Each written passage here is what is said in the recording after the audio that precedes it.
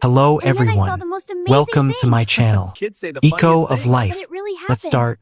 Let me share something many don't realize until well into their adult years. The quiet parts of you didn't just appear out of nowhere.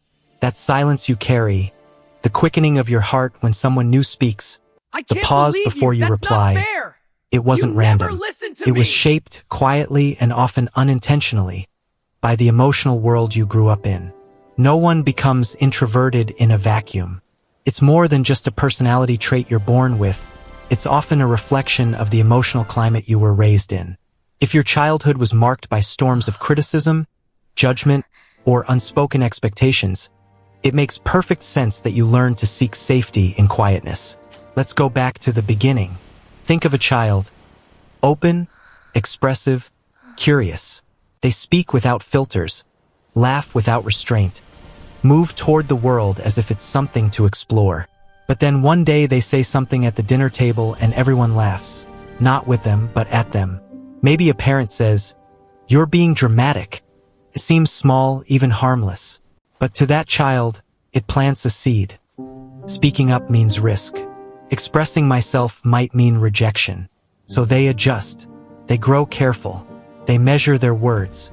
They watch instead of speak.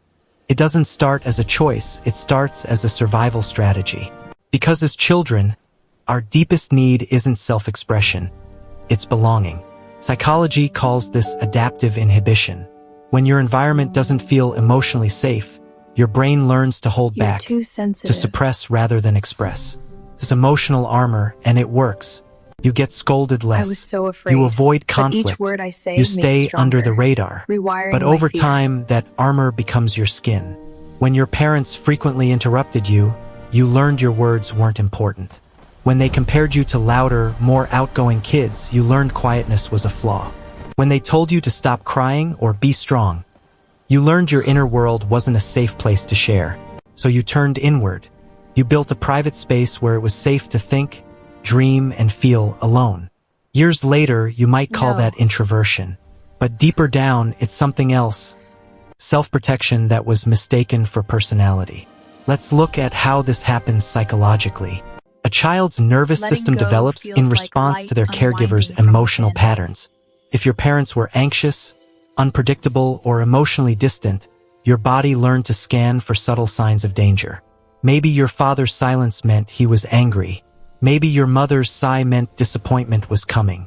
Over time, your mind became hyper-aware of emotional cues, reading tone, energy, expression long before words were spoken. That's not shyness. That's vigilance. And vigilance is exhausting. To manage that stress, the brain withdraws. It finds peace in solitude. It seeks comfort in predictability. That's why so many introverts say they need alone time to recharge. It's not just that they enjoy solitude.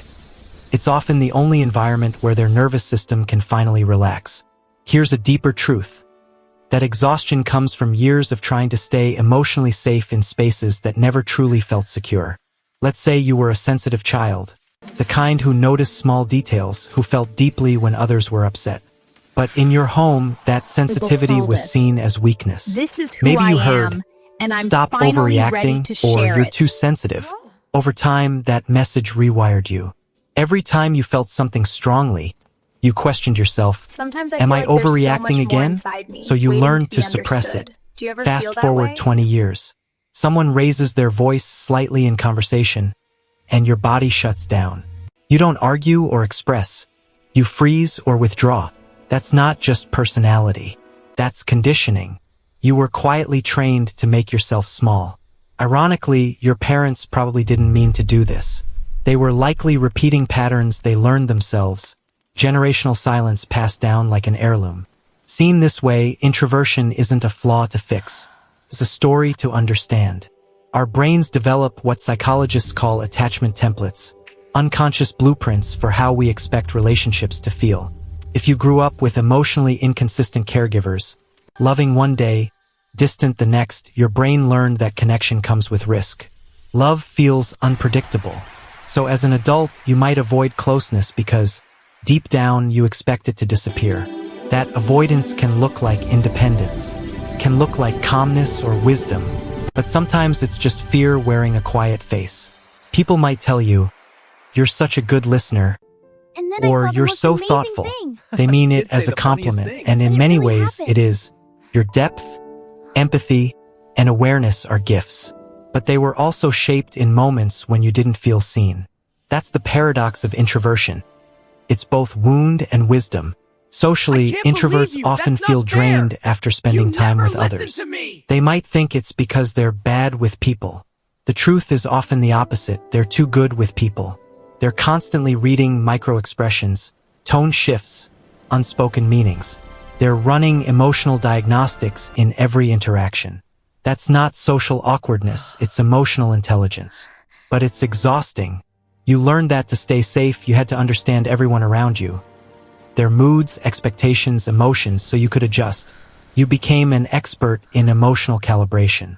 That skill kept you safe, but it also made you self-conscious. Every word feels like a calculation. Every silence feels heavy. Solitude, then, feels like peace, not because you dislike people, but because you can finally stop analyzing them. If you've ever wondered why you love deep conversations but dislike small talk, this is why. You crave authenticity because growing up, surface-level communication often felt unsafe. You learned to read between the lines. Now anything shallow drains you. What's beautiful in all this is that introversion, though shaped by difficulty, becomes a lens for depth. Living inside your own mind sharpens your perception. You notice the tremble in someone's voice, the meaning in a silence, the poetry in ordinary moments. Your You're too parents may have sensitive. unintentionally quieted you, but in doing so, they also deepened your inner world. I was so You became an afraid, observer, but each word a I thinker, say makes stronger. a seeker of truth rewiring beyond my the fear. noise. Still, there's a cost. While solitude heals, isolation can harden. Many introverts carry an invisible ache, a desire to connect deeply, paired with a fear that doing so might repeat childhood pain. So they wait for others to reach out first. They test the waters before opening up. They love deeply but quietly, afraid that too much exposure might break the safety they've built. Here's an uncomfortable No. realization. Your parents didn't just shape how you see yourself, they shaped how you see love. If love once felt conditional, dependent on your behavior, your achievements, your silence, then as an Letting adult, go love feels may like still light feel like something you have to unwinding earn. from within. That belief runs deep, hiding behind phrases like, "I don't want to be a bother." Underneath lies the same wound. I am easier to love when I take up less space. But your existence has always deserved space. The moment you understand that, everything begins to shift. Introversion isn't the problem. The story behind it is. You can be quiet without being afraid. You can enjoy solitude without using it as armor. You can be introspective without being invisible.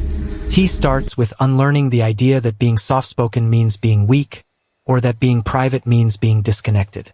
Sometimes the quietest people have the loudest inner worlds. They've just never had a safe space to share them. Maybe now you can become that safe space for yourself. Think of how long you've carried that quietness, not just as a habit, but as an identity. You told yourself, "I'm just not a social person." You convinced yourself you prefer silence. But sometimes that silence isn't peace. It's a shield. There's a This is difference who I between am, choosing stillness and being finally ready conditioned to to fear share noise. As a child, you didn't have words for boundaries or emotional neglect. You just felt energy. You sensed tension. Sometimes I feel like You there's noticed so when much more love was inside me, withdrawn. waiting to be So you built understood. Do you invisible ever feel that way? strategies. Be quieter. Be agreeable. Be invisible. You survived. But those survival patterns don't disappear when you grow up. They become personality traits. You think you're reserved when really you're rehearsed. You think you're private when really you're protecting something fragile.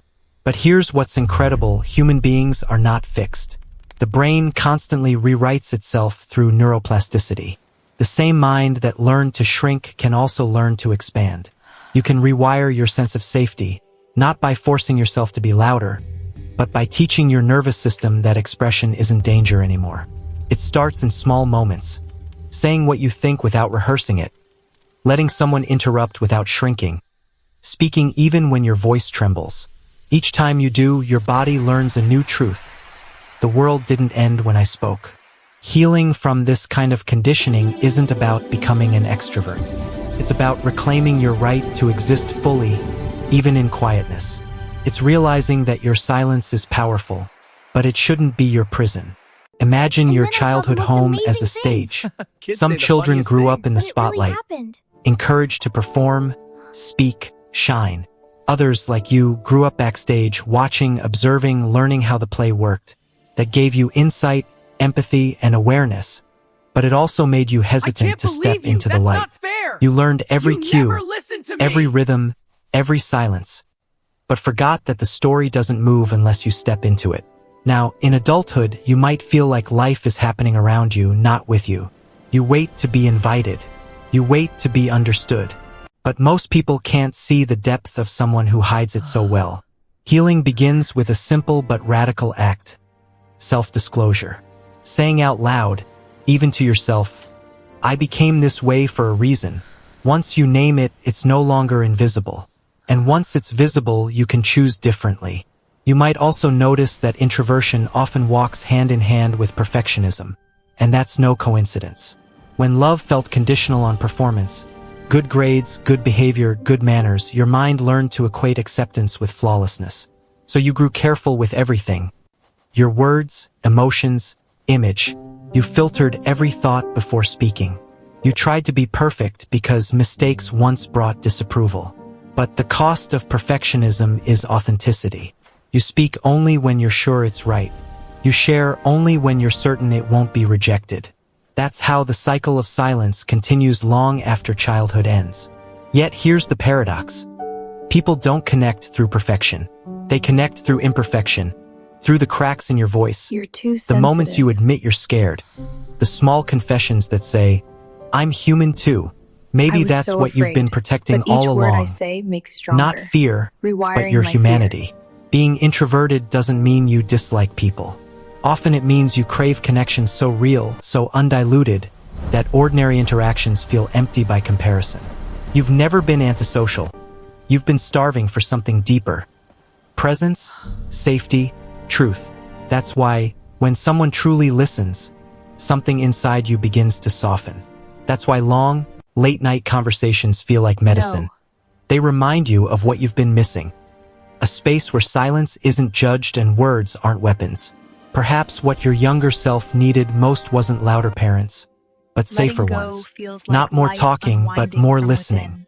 We inherit emotional languages we never chose. If your parents spoke in criticism, you learned to communicate in self-doubt. If they spoke in silence, you learned to fill that silence with overthinking. If they spoke in control, you learned to seek freedom through withdrawal. Healing is like learning a new language, one where you don't apologize for existing. You start saying things like, I'm allowed to rest. I'm allowed to speak, even if my voice shakes. I'm allowed to be loved without earning it. Slowly, the walls you built to protect yourself become doors. Still there, but open. You begin to see your parents not as villains, but as mirrors. They, too, were once children shaped by silence. They, too, learned that emotions could be dangerous. Understanding that helps you stop the inheritance, you stop the echo. Generational healing doesn't start with confrontation.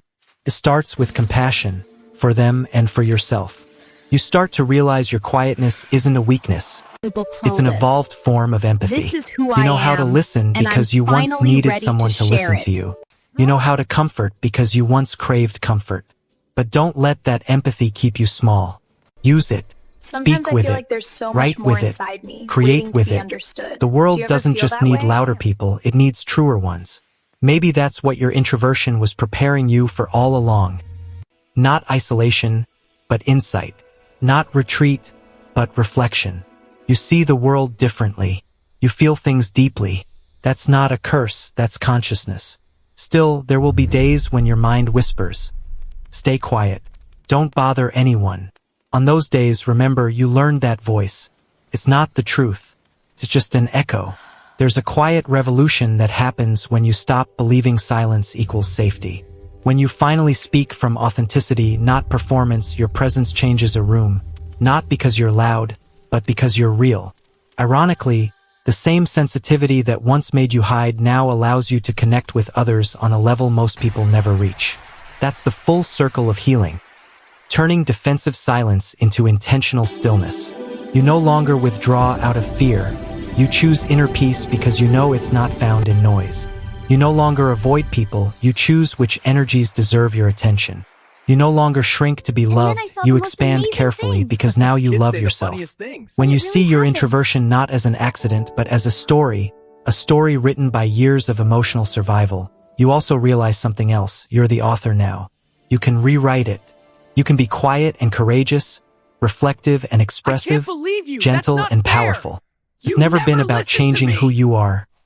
It's about remembering who you were before fear rewrote your personality. Beneath the layers of hesitation and care, there's still the child. Curious, open, imaginative, waiting for permission to come out again. The beautiful thing about adulthood is that now you can give yourself that permission. You can become the parent you needed. Patient, understanding, encouraging. Maybe your childhood shaped you into an introvert, but now you get to decide what that means. You can let it mean withdrawal, or you can let it mean wisdom. You can let it mean fear of expression, or you can let it mean mastery of thought. The choice is yours because healing isn't about becoming louder. It's about becoming freer. And when you finally find that freedom, when you speak without fear, love without walls, and rest without guilt, that's when your quiet becomes power. Not the kind that demands attention, but the kind that earns it through presence. Because true peace isn't the absence of noise. It's the confidence to know that even in silence, you still matter. Thank you for watching my video. Please subscribe my channel. For more update,